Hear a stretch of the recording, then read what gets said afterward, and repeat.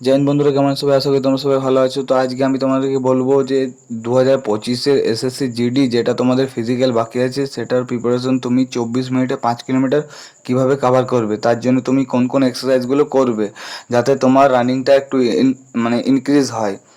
যেমন তুমি 5 কিলোমিটার 24 মিনিটের মধ্যে কমপ্লিট করতে পারো। তো প্রথমত তোমাদের এইভাবে দাঁড়ানোর পর তুমি যেটা করবে, এইভাবে প্রথমে এক্সারসাইজগুলো করবে। এটা তুমি দৌড়ানোর আগে এবং দৌড়ানোর পরে দু টাইমই করবে।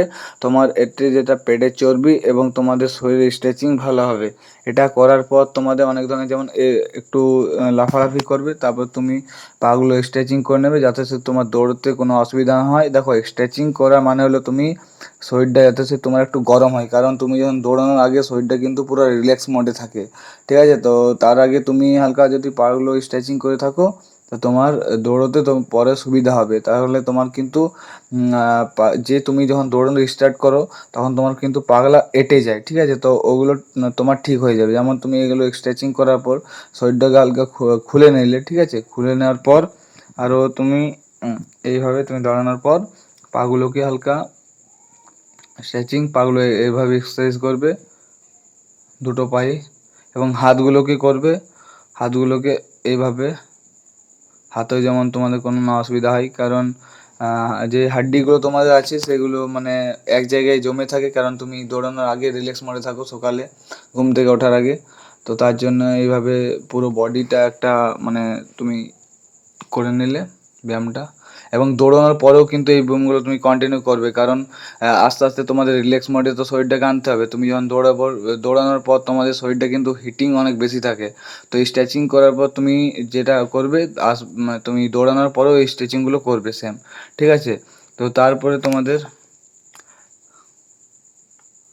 তোমাদের যদি বডি চেস্টে তুমি মানে বাড়াতে চাও চেস্টটা, তো প্রথমত তোমাদেরকে পুশ আপ লাগাতে হবে। সেটা তুমি দৌড়ানোর পরেই করবে। ঠিক আছে? এই পুশ আপগুলো লাগাবে দৌড়ানোর পর, দৌড়ানোর আগে করো না, কারণ তুমি দৌড়াতে তোমার মানে তোমার যে শরীরে তুমি পাওয়ারটা থাকবে সেটা কিন্তু চলে যাবে আস্তে আস্তে। তার জন্য বলছি তুমি এগুলো করবে দৌড়ানোর পরে। কারণ যাদের চেস্টের একটু প্রবলেম আছে, চেস্টটা বাড়ানোর জন্য এখনও মোটামুটি 30 দিন আছে। তুমি যদি রেগুলার এক্সারসাইজটা করো তো চেস্টটা ঠিক হয়ে যাবে। যেমন ডায়মন্ড পুশ আপ, তারপরে তুমি এইভাবে হাতগুলো রাখবে ডায়মন্ডের মতন করে, তারপর তুমি পুশ আপগুলো মারবে।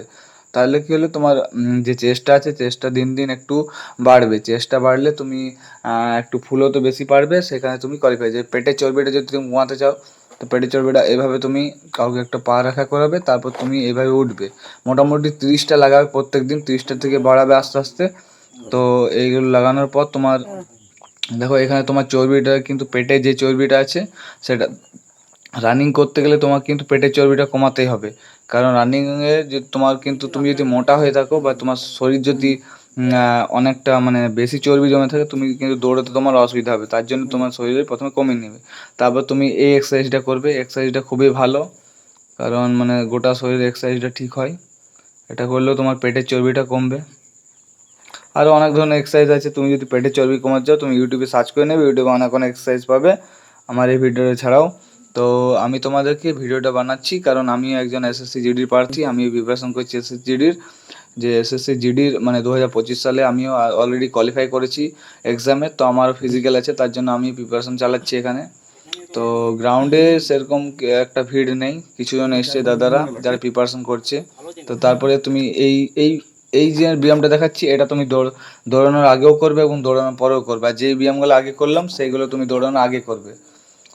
তাছাড়াও তুমি হাতের রিল্যাক্স যেটা মোড আছে, হাতটা তুমি এইভাবে ভাঁজ করবে, কারণ হাতটা অনেক টাইম মানে তোমার খোলার জন্য। কারণ তুমি ঘুম থেকে উঠে যখন যাও তখন কিন্তু শরীরটা একটা মানে অলসভাবে যাকে বলে, তুমি শরীরটা রিল্যাক্স মোডে থাকে। তার জন্য এই সব ব্যায়ামগুলো এগুলো যেগুলো দেখাচ্ছি এগুলো সব ব্যায়ামগুলো করছো, দেখতেই পাচ্ছ তোমরা পিছনে দাদাগুলো দৌড়াচ্ছে।